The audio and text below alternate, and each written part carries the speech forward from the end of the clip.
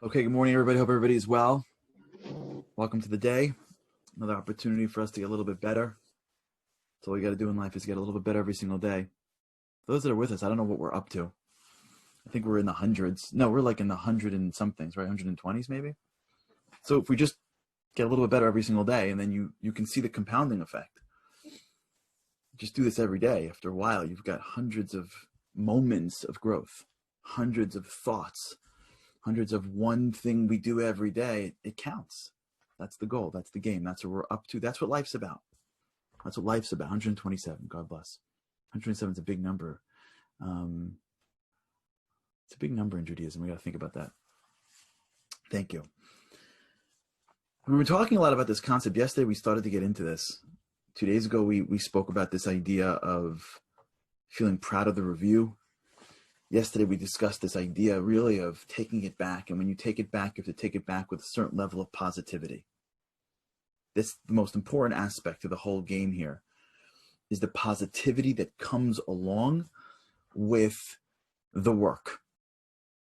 This stance is the stance. This is it. I mean, like, if we don't get this down, we miss all the potential benefits of our lives. You guys hearing me okay? Am I too quiet? Okay, I'll keep on talking louder. Okay, good. It's all right. So we're good.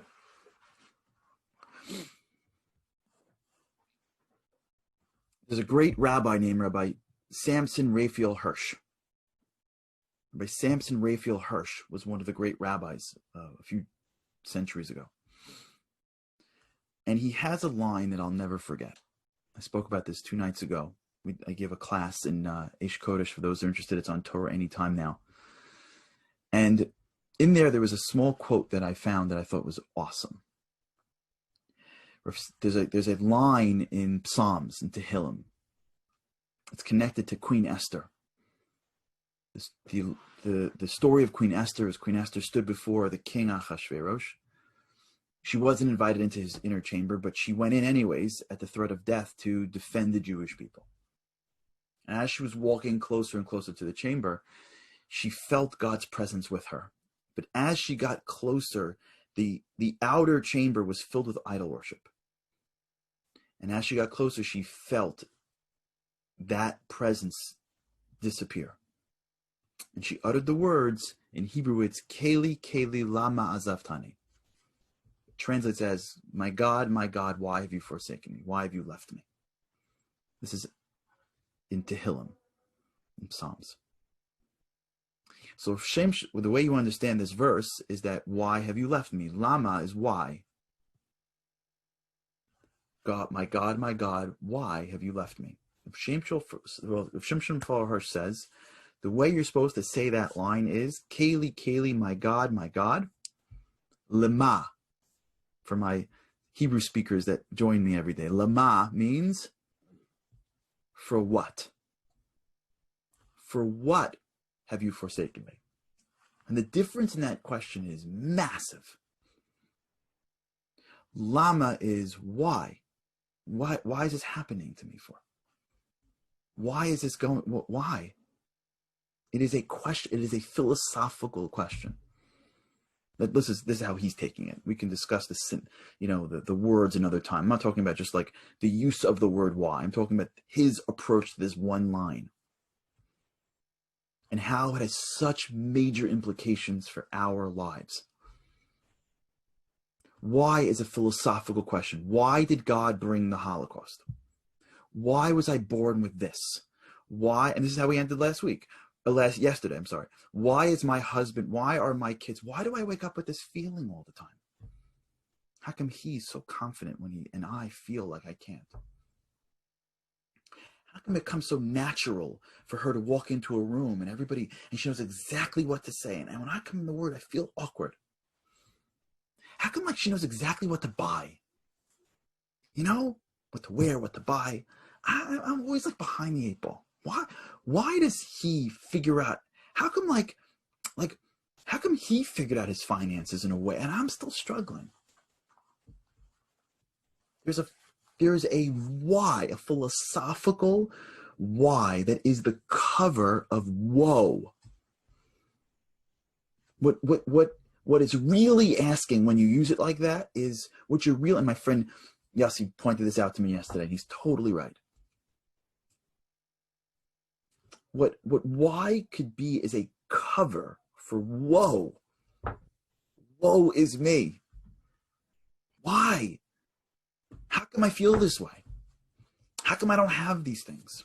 How come? All these are just words that are covers for that philosophical why, of which we have no answer because we don't have visibility to things like this.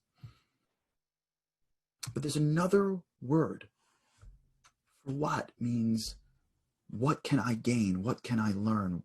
There must be a reason, but my job is to be more utilitarian about it. How do I overcome it? How do I get around it? What can I do to grow from it? There's a philosophical question as to why we have challenges, and there's a practical question for how do I get through my challenges. Lama is this philosophical why, is practically for what? And the difference is major. To get into flow, we have to minimize the philosophy of our challenges.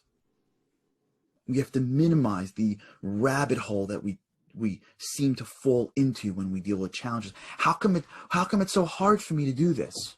Why is it so easy for you? Why do I have these feelings for? Why do I feel nervous for? Why do I feel anxious for? How come when I hear things, I can barely, but when you hear things, how come you can walk around and not feel worried? And I walk around, everyone I see, I'm looking, and all I'm seeing is out of their mouth are these bullets of viruses, and it's an unbelievable world we live in right now. This is why it's so critical. Because if you've been with me for, 50, 60 episodes, you understand that the only way you change is through new neuroplasticity.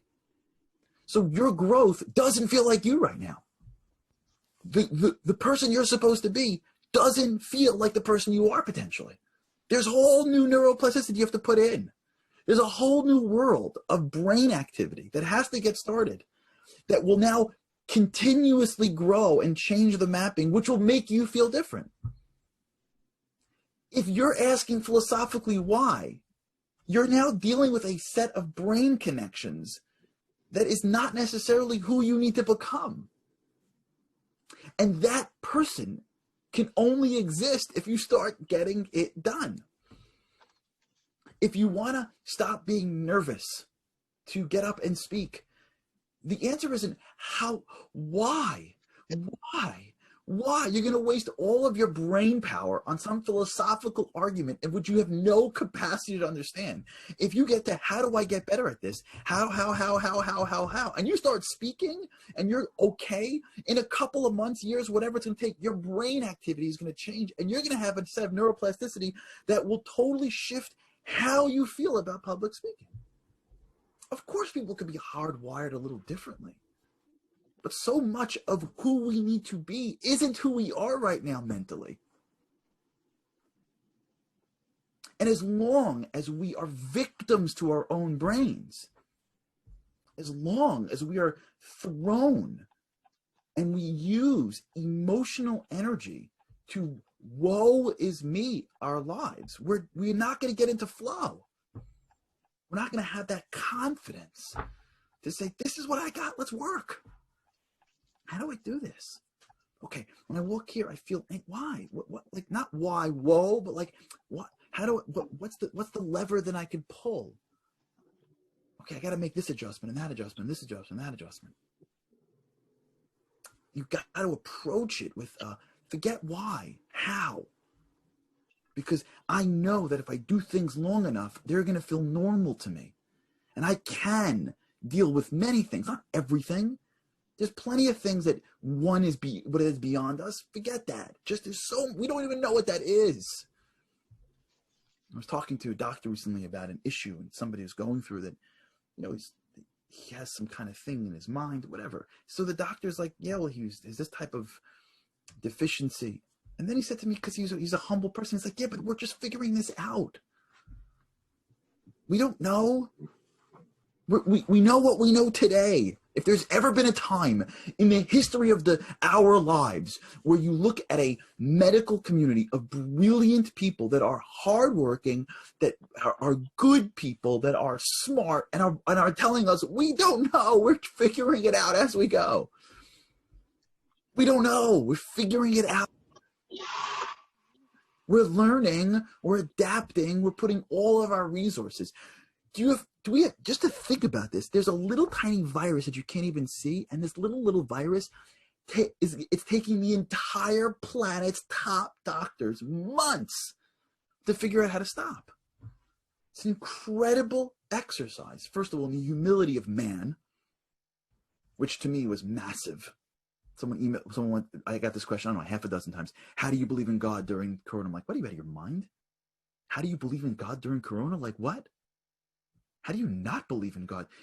What they're really asking is, I've been asking God for something, he hasn't been delivering it for me. So like the God that works for me, the Amazon.God, that paradigm.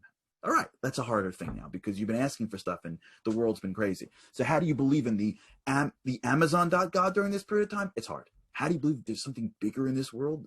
The reliance on man to be able to be the masters of the world? But here you have literally a story of science saying we're figuring it out. Like, we're figuring it out. We don't know. That's a window into all of this physical science. Everything. And it's not a knock. That's just how it works. You learn and grow. You're not knocking scientists of 100 years ago for being where they are if now we laugh at their conclusions. There was a time where they thought the world was eternal. Before the Big Bang. We're not making fun of those. They're doing the best they can. But that means that no matter what we're going on in our lives, that's how we grow. We just push boundaries of our own minds, of our own capacities, of our own abilities, of what the world can offer us as assistance. Nothing is coded in. If we don't have that mentality, we're not going to have the energy to become the people that we're meant to be. It's the psychological why. It's the philosophical why. Why? I don't know. This is who I am. I love that. This is who I am. I've always been like this. If I would be different, I kind of would know it by now. No, you wouldn't. No, you wouldn't. There's plenty of things that you don't know about yourself that's there. Plenty. This is the way we approach challenges. Remember, and we've been doing this together, so nothing here is new. Schema, attention, neuroplasticity, new brain waves, new brain connections, right? We've got a little bit of willpower. We've been doing this together for so long. We got our resources. I got my schema. I got my window. Okay. I can only focus on one thing at a time. I got the ability to work my brain and change my great.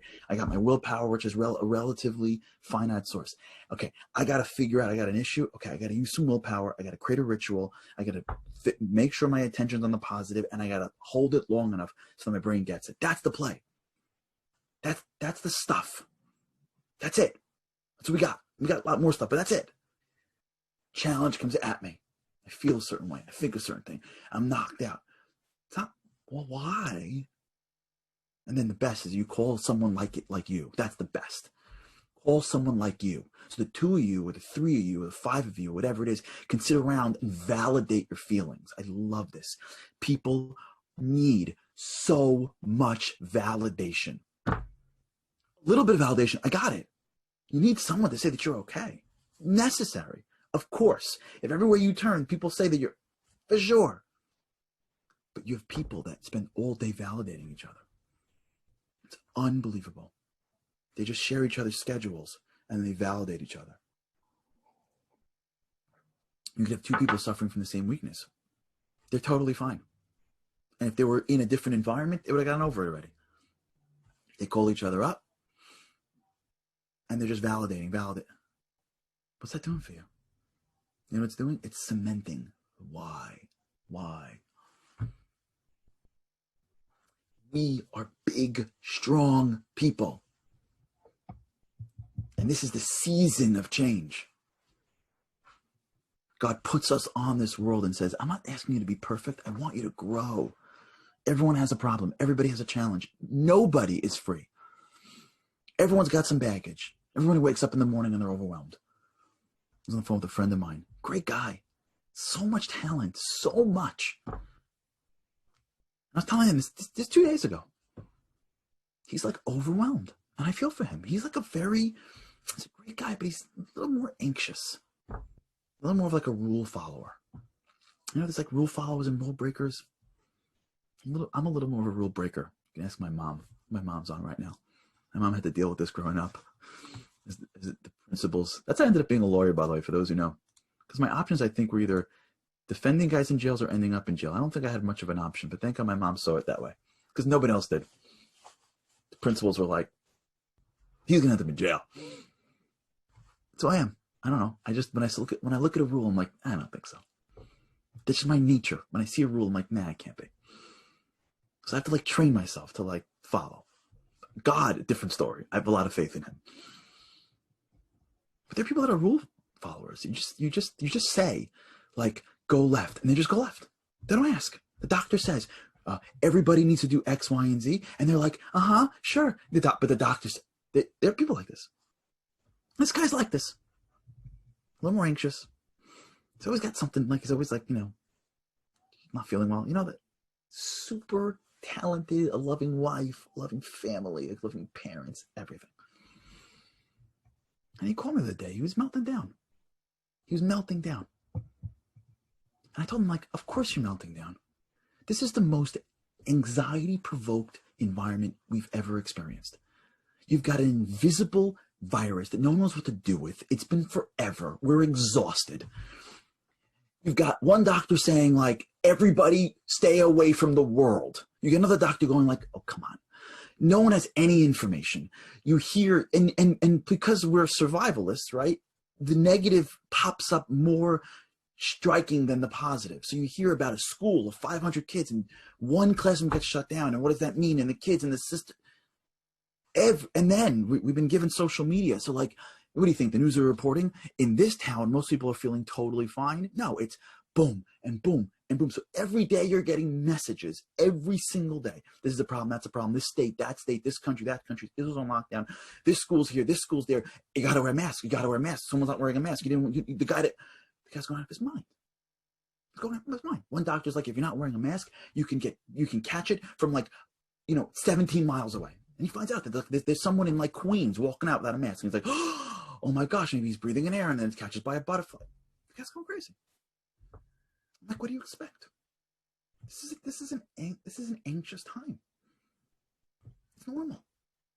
Stop overthinking it. It's normal for people that are a little bit more anxiety prone and that are rule followers to get mixed messages from the people in charge of the medical world and not knowing which way is up it's normal. It's okay. How? Reduce social media. Focus on the positive. Stay in your job. Spend time with, I don't know. How do you wake up in power? Not why. Why do I feel this way for? How come? Well, how? Be strong. This guy, Jocko Willink, like we spoke about here, the Navy SEAL, he's the greatest line. I read it this weekend. It's the greatest line. He said, if you want to be tougher, be tougher. What he was saying in a non-scientific way is, teach your brain neuroplasticity to get tougher. I'm not taking away from people that are struggling. And by the way, I told him, like, you don't think I wake up sometimes totally overwhelmed? You know how many mornings I wake up in the morning and I wake up and I go downstairs and I go to the synagogue, whatever, and I'm like, my brain, like I'm on overdrive. I can feel like, sometimes I feel like I can barely breathe. I'm thinking what I got to do. Like, my brain's going out of its mind. You think like people just wake up and like some people are like fine? It's called life. We're living in crazy times. It's okay. It's normal to feel overwhelmed. We're living in an overwhelming era. Exactly. Rob said it right. That's why Shabbat is the game changer. Totally true. But we got to be strong together. We got to understand that the way we become great is when we start to be positive about our ability to put in changes, to get excited that I can grow, to get excited that I can be different tomorrow, to get excited for how can I take this body of mine and adapt new neuroplasticity to be stronger tomorrow than yesterday, to engage in life with that mentality. That's the difference. It's not talent, it's not resources, it's not capacity, it's mentality. How, not why. Practical, not philosophical. That's what we have to work on. And once you get that, that's what we're building here. Once we realize that we're okay. We're okay. Okay, people need more help. I got it.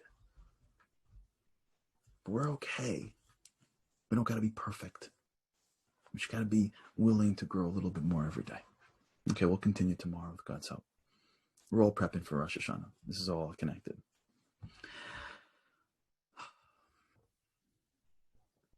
One time today, when you hear the why question, just turn around and go, we'll do philosophy next year. Let's focus on how. We're fighting a war.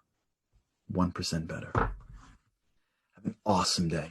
Realize how strong you are. Realize that God's inside you and you can be anything you want to be. Don't let the overwhelming world bring us down. We all have challenges. Fight. Be tougher. Have an awesome day. With God's help, I can't wait to see you again tomorrow.